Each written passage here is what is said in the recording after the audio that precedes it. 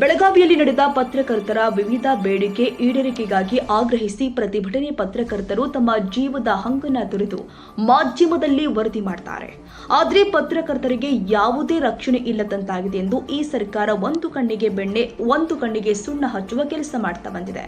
ಪ್ರತಿ ವರ್ಷ ಬೆಳಗಾವಿಯ ಚಳಿಗಾಲ ಅಧಿವೇಶನ ಸುವರ್ಣಸೌಧದ ಮುಂದೆ ಪ್ರತಿಭಟನೆ ಮಾಡುತ್ತಾ ಬಂದಿರೋದು ರಾಜ್ಯಾಧ್ಯಕ್ಷರು ಆದ ಬಂಗ್ಲೆ ಮಲ್ಲಿಕಾರ್ಜುನ್ ಸಂಸ್ಥಾಪನೆಯ ಕರ್ನಾಟಕ ಕಾರ್ಯನಿರತ ಪತ್ರಕರ್ತರ ಧ್ವನಿ ಸಂಘಟನೆ.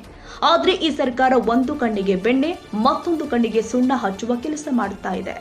ಇಂದು ಈ ರಾಜ್ಯದಲ್ಲಿ ಪತ್ರಕರ್ತರಿಗೆ ಆಗ್ತಾ ಇರುವ ಅನ್ಯಾಯವನ್ನ ಖಂಡಿಸಿ ಬೆಳಗಾವಿ ಸುವರ್ಣಸೌಧದ ಮುಂದೆ ಹಲವು ವರ್ಷಗಳಿಂದ ವಿವಿಧ ಜಿಲ್ಲೆ ಹಾಗೂ ತಾಲೂಕುಗಳಿಂದ ಪತ್ರಕರ್ತರನ್ನ ಒಗ್ಗೂಡಿಸಿ ಈ ಕರ್ನಾಟಕ ಕಾರ್ಯನಿರತ ಪತ್ರಕರ್ತರ ಧ್ವನಿ ಸಂಘಟನೆ ಪ್ರತಿಭಟನೆ ಮಾಡ್ತಾ ಬಂದಿದ್ರು. ಈ ಸರ್ಕಾರ ಒಂದು ಕಣ್ಣಿಗೆ ಬೆಣ್ಣೆ ಮತ್ತೊಂದು ಕಣ್ಣಿಗೆ ಸುಣ್ಣ ಹಚ್ಚುವ ಕೆಲಸವನ್ನ ಈ ಸರ್ಕಾರ ಮಾಡ್ತಾ ಇದೆ.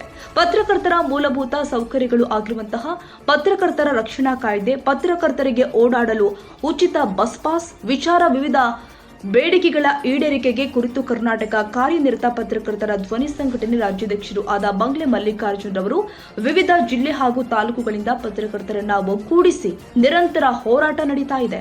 ಇದು ದಿನಾಂಕ 15/12/2025 ಈ ಸರ್ಕಾರ ಮಾಡ್ತಾ ಇರುವಂತಹ ಪತ್ರಕರ್ತರ ಮೇಲಿನ ಅನ್ಯಾಯವನ್ನ ಖಂಡಿಸಿ ಮಾನ್ಯ ಮುಖ್ಯಮಂತ್ರಿ ಸಿದ್ದರಾಮಯ್ಯ ಸಾಹೇಬರಿಗೆ ಈ ಬೆಳಗಾವಿ ಚಳಿಗಾಲ ಅಧಿವೇಶನ ಪ್ರತಿಭಟನೆಯ ಮೂಲಕ ರಾಜ್ಯಾಧ್ಯಕ್ಷರು ಆದ ಬಂಗ್ಲೆ ಮಲ್ಲಿಕಾರ್ಜುನ್ ಸಂಸ್ಥಾಪನೆಯ ಕರ್ನಾಟಕ ಕಾರ್ಯನಿರತ ಪತ್ರಕರ್ತರ ಧ್ವನಿ ಇಂದು ಸರ್ಕಾರಕ್ಕೆ ಚಾಟಿ ಬೀಸಿದೆ.